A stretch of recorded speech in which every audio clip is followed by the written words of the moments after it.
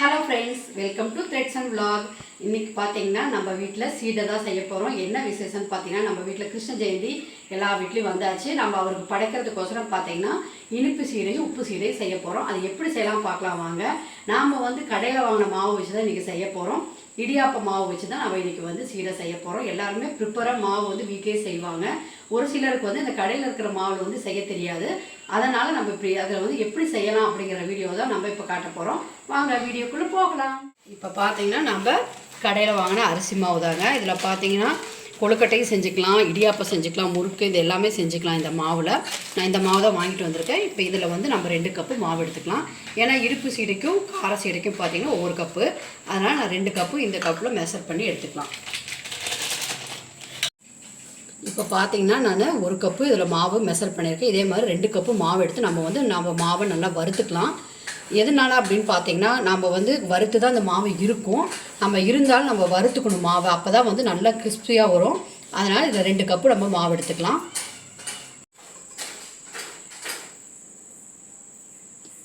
இதில் பார்த்தீங்கன்னா 2 கப்பு நம்ம மாவு ஆட் பண்ணிக்கலாம். இப்போ பாத்திரம் ஹீட் ஆகிற வரைக்கும் நான் ஹை ஃப்ளேமில் வச்சுருக்கேன். அதுக்கப்புறம் பார்த்தீங்கன்னா நம்ம லோ ஃப்ளேமில் வச்சுக்கலாம். இல்லை 2 கப்பு மாவு நம்ம மெஷர் பண்ணி போட்டுக்கலாம். இப்போ நான் 2 கப்பு போட்டிருக்கேன். நான் எக்ஸ்ட்ரா சாமி கும்பிட்டு எல்லாத்துக்கும் நம்ம பிரசாதத்தை கொடுக்கறதுனால நம்ம இன்னொரு கப் கூட நம்ம மெஷர் பண்ணி இதில் ஆட் பண்ணிக்கலாம்.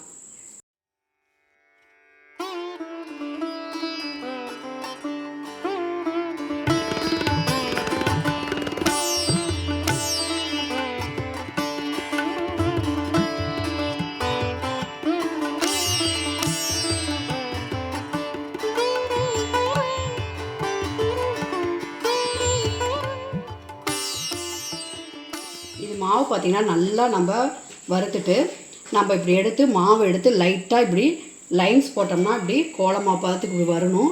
அந்தளவுக்கு பாருங்கள், ஆல்ரெடி மாவு நல்லா வறுத்துதான் இருக்குது. நம்ம இன்னும் கொஞ்சம் நம்ம வறுத்துக்கலாம். இந்த அளவுக்கு வரணும். நம்ம இன்னும் கொஞ்சம் லைட்டாக நம்ம வறுத்து எடுத்துக்கலாம். மாவு பார்த்திங்கன்னா நல்லா வறுபட்டுருச்சு. நல்லா நம்ம வறுக்கவே மாவு நல்லா வாசம் நல்லா கம்மன்னு மணக்கும். பார்த்திங்கன்னா தீய விட்டுறக்கூடாது. இந்த மாதிரி நல்லா ஸ்லோ ஃப்ளேமில் வச்சு வறுக்கணும். பாருங்கள், மாவு சுடுது. இப்படி போடுறப்ப பார்த்திங்கன்னா இந்த மாதிரி லைன்ஸ் அழகாக வரணும். இந்த மாதிரி வரப்போ மாவு நல்ல பதத்தில் இருக்குது. இப்போ நாம் இதை எடுத்து இறக்கிக்கலாம்.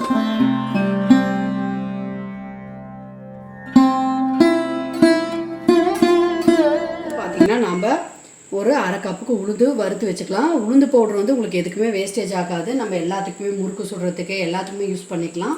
அதனால் பார்த்திங்கன்னா 1 கப்பு உளுந்துக்கு 1 கப்பு அரிசி மாவுக்கு 1 ஸ்பூன் உளுந்து நம்ம போட போகிறோம். மாவை அரைச்சி இப்போ இதை வறுத்து எடுத்துக்கலாம்.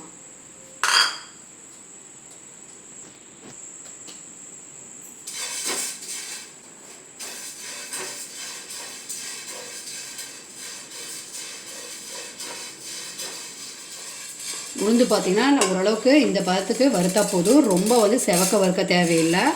இப்போ நம்ம அந்த உளுந்தை ஆற வச்சு நல்லா பவுடராக அரைச்சி ஜலிச்சு எடுத்துக்கலாம்.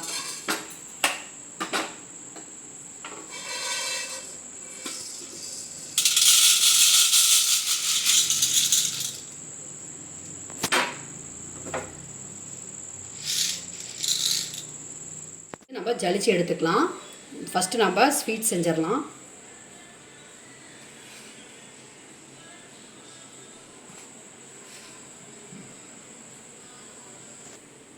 இப்போ 1 கப்பு மாவு நம்ம ஜலிச்சு எடுத்துக்கலாம். இப்போ நான் 2 கப்பு போட போகிறேன். நான் இனிப்புக்கு 2 கப்பு, காரத்துக்கு 2 கப்பு போட போகிறேன். இப்போ 1 கப்பு நம்ம இந்த மாதிரி எடுத்து நம்ம ஜலிச்சோம்னா கீழே சிந்தாமல் நம்ம ஜலிக்கலாம். இப்போ நம்ம இப்படி வச்சு இப்படி பார்த்திங்கன்னா இப்படி லைட்டாக ஆட்டுறப்பையே கீழே அழகாக ஜலிச்சு கீழே வந்துடும் மாவு.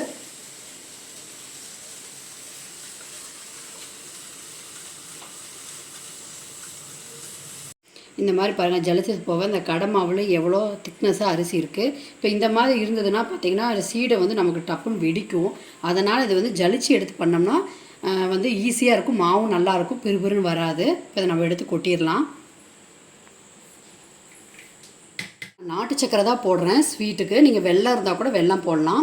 1 கப்பு பார்த்தீங்கன்னா 3/4 கப்பு நம்ம நாட்டு சக்கரையை லைட்டாக தண்ணி ஊற்றி ஒரு 1/4 டம்ளர் தண்ணி ஊற்றி கொதிக்க வச்சு ஃபில்ட்ரு பண்ணி எடுத்துக்கலாம். நம்ம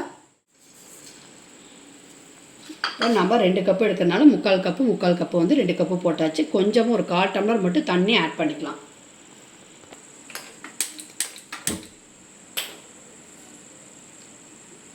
இப்போ நம்ம பார்த்திங்கன்னா கொஞ்சமாக மட்டும் தண்ணி ஆட் பண்ணிக்கலாம். ஒரு 1/4 டம்ளர் ஊற்றினா போதும்.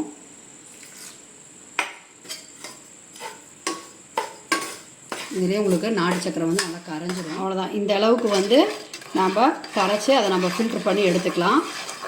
ஏன்னா அப்படி பார்த்திங்கன்னா கட்டி கட்டியாக இருக்கும் நம்ம பிசைஞ்சாலும். அதனால் சும்மா லைட்டாக ஒரு நுரை வந்தது நம்ம இறக்கிக்கலாம். அதை வந்து நம்ம ஃபில்ட்ரு பண்ணிக்கலாம். வந்து பட்டர் வந்து 1 ஸ்பூன் ஆட் பண்ணிக்கலாம்.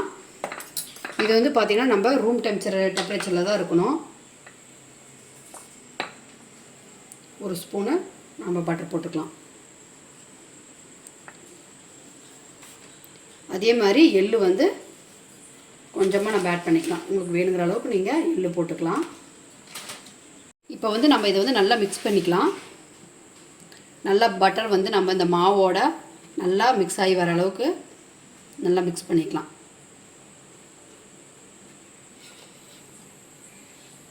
இப்போ வந்து நல்லா மிக்ஸ் பண்ணதுக்கப்புறம் நம்ம வந்து இதில் கொஞ்சமாக தேங்காய் வந்து நல்லா ஃப்ரெஷ் தேங்காயாக வந்து நம்ம துருவி ஆட் பண்ணிக்கலாம்.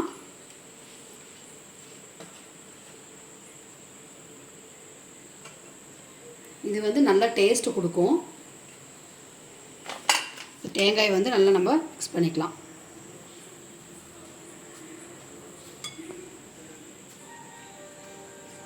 இப்போ வந்து பார்த்திங்கன்னா நம்ம உளுந்து மாவு நல்லா வறுத்து நைஸாக அரைச்சி ஜலிச்சு எடுத்துகிட்டு வந்திருக்கோம். இப்போ இது 1 ஸ்பூன் வந்து ஆட் பண்ணிக்கலாம்.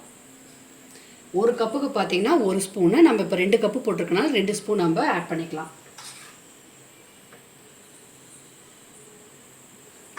இதே நல்லா மாவோட நம்ம மிக்ஸ் பண்ணிக்கலாம். வந்து அந்த பாகை வந்து நம்ம வடித்து எடுத்துக்கலாம். கொதிக்க வச்சு வடிகட்டி எடுத்துக்கலாம்.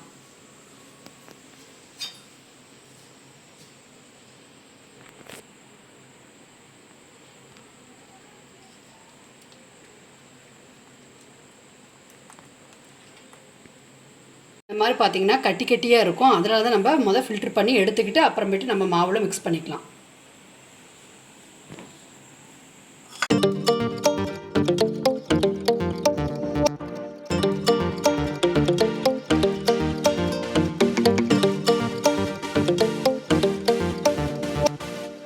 முறுக்கு மாவு பதத்துக்கு நம்ம வந்து நல்லா மிக்ஸ் பண்ணிக்கணும்.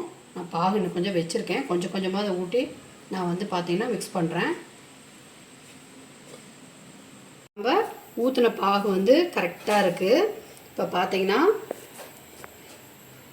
இந்த மாதிரி நம்ம கையில் அப்படி சும்மா லைட்டாக அப்படி உருண்டை பிடிக்கிறப்பே உங்களுக்கு இந்த மாதிரி அழகாக வரணும். உருண்டை நல்லா முழுன்னு. இப்போ வந்து இது வந்து இன்னும் கொஞ்சம் நேரம் ஊறணும். ஊறினா தான் இன்னும் கொஞ்சம் நல்லாயிருக்கும் சாஃப்டாக மாவு. அதுக்குள்ளே நம்ம வந்து உப்பு சீடைக்கு வந்து மாவை பிசைஞ்சு ரெடி பண்ணிடலாம். இது கொஞ்சம் நேரம் ஊறட்டும். சீடை வந்து நல்லா ஊறட்டும். நம்ம வந்து உப்பு சீடைக்கு இப்போ ரெடி பண்ணிடலாம். இப்போ பார்த்தீங்கன்னா இந்த சீடையை நம்ம ரவுண்டு பிடிச்சி ஒன்றொன்னா கூட பொரிச்சு எடுத்துக்கலாம். ஆனால் உப்பு சீடை வந்து அந்த மாதிரி நீங்கள் ஒன்றொன்னா போட்டீங்க டக்குன்னு வெடிச்சிரும். அதனால் பார்த்தீங்கன்னா அதை வந்து அப்படியே ஒரு பிளேட் நிறைய நம்ம ரோல் பண்ணி அப்படியே நகர்த்தி நாம் பொரிச்சு எடுத்துக்கலாம். இது வந்து நம்ம ஒன்றொன்னா கூட பொரிச்சு எடுத்துக்கலாம். இதுதான் ஒரு டெக்னிக்கல், வேறு ஒன்றும் இல்லைங்க சீடைக்கு. இப்போ வந்து அதை நம்ம மூடி வச்சிடலாம். ஏன்னா காற்றுல வந்து நல்லா காயாமல் இருக்கணும். மாவு நல்லா ஊறட்டும். நம்ம இப்போ பார்த்தீங்கன்னா உப்பு சீடைக்கு வந்து மாவை மிக்ஸ் பண்ணிக்கலாம். இதில் 1 கப்பு நான் வந்து அரிசி மாவு எடுத்திருக்கேன். மொத்தம் 2 கப்பு நம்ம அரிசி மாவு இதில் ஆட் பண்ண போகிறோம். கொஞ்சமாக பார்த்தா நம்ம பெருங்காயத்தூள் ஆட் பண்ணிக்கலாம். தூள் பெருங்காயத்தூள் ஆட் பண்ணிக்கோங்க.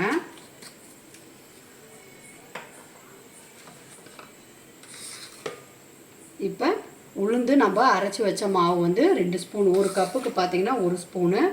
இப்போ 2 கப்பு போட்டனால 2 ஸ்பூனு உளுந்து மாவு. கொஞ்சமாக நாம் சால்ட் ஆட் பண்ணிக்கலாம். சால்ட் வந்து பார்த்திங்கன்னா கம்மியாகவே ஆட் பண்ணிக்கோங்க. எச்சா இருந்தால் நல்லா இருக்காது. கம்மியாக இருந்தால் பிரச்சனையே இல்லை உங்களுக்கு. கொஞ்சமாக நம்ம ஆட் பண்ணிக்கலாம். எள் வந்து பார்த்திங்கன்னா 1 ஸ்பூனு எள் ஆட் பண்ணிக்கலாம்.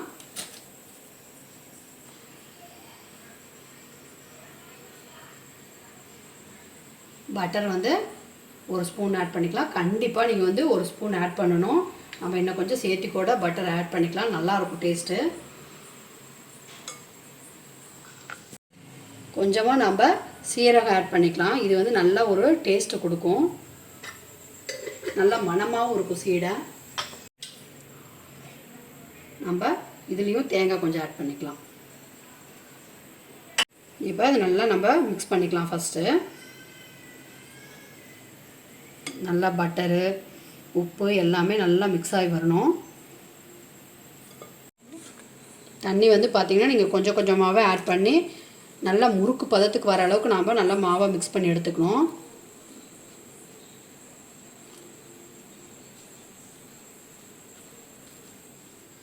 இப்போ மாவு நல்லா நம்ம பிசைஞ்சாச்சு முறுக்கு மாவு பதத்துக்கு.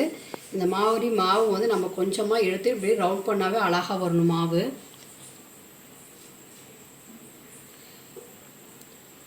எப்பயுமே உப்பு சீடைக்கு பார்த்திங்கன்னா ரொம்ப டைட்டாக பிடிக்கவும் கூடாது, அதே மாதிரி நல்லா வெடிப்பு இல்லாமல் பிடிக்கணுன்னா நீங்கள் உருண்டையாக பிடிக்க வேண்டிய தேவையில்லை.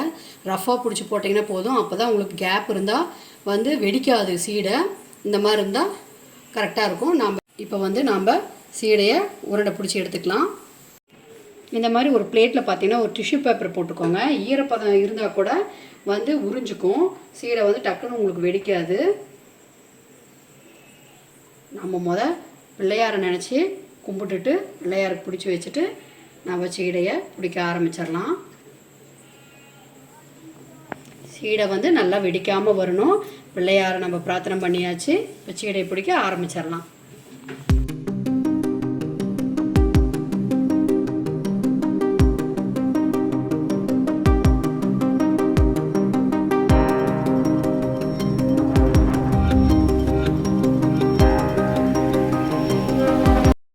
உங்களுக்கு வந்து வெடிப்பு இருந்தாலும் பரவாயில்ல, ரஃப்பாக பிடிச்சிங்கன்னா ஓகே. இப்போ பார்த்தீங்கன்னா எங்கள் ஹோல் ஃபேமிலி உட்காந்து தான் நாங்கள் உருண்டை பிடிச்சிட்ருக்கோம். ஓரளவுக்கு நம்ம பார்த்தீங்கன்னா ஒரு பாதி வந்து உருண்டை பிடிச்சிட்டாங்க. இப்போ அவங்க உருண்டை பிடிச்சிக்கிட்டே இருக்கட்டும், நம்ம போய் இதை வந்து எண்ணெயில் போட்டுடலாம். இப்போ நீங்கள் லைட்டாக அந்த மாதிரி நீங்கள் வெடிக்கும் அப்படின்னு பயந்தீங்கன்னா இந்த மாதிரி ஃபோக்ஸ் போட்டிருந்தா லைட்டாக அப்படி ப்ரெஷ் பண்ணி விடுங்க. ஹோல்ஸ் போட்டிங்கன்னா உங்களுக்கு வெடிக்காது.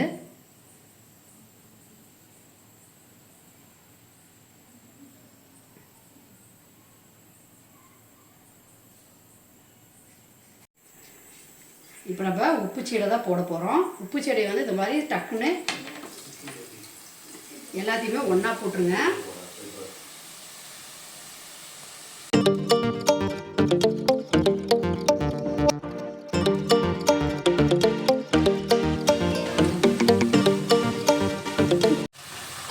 இந்த சலசலப்பு அடங்குனது நம்ம இறக்கணும்னு சொல்லியிருக்கோம். பாருங்கள் சவுண்ட் எப்படி இருக்குன்ட்டு, எப்படி போய் வந்து சீடை வெடிக்காமல் நல்லா கிறிஸ்பியாக இருக்குன்னு. இல்லை கொஞ்சம் நம்ம அந்த சலசலப்பு லைட்டாக அடங்கினதுக்கப்புறம் எடுத்தோம்னா சரியாக இருக்கும்.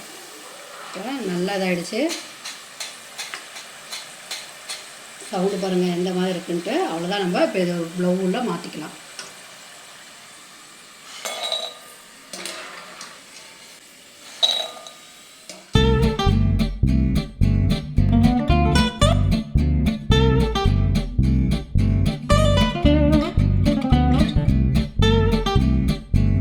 சீடையை போட்டுக்கலாம். இனிப்பு சீடை இந்த மாதிரி நீங்கள் ஒவ்வொன்றா கூட தனித்தனியாக போட்டுக்கலாம், வெடிக்காது.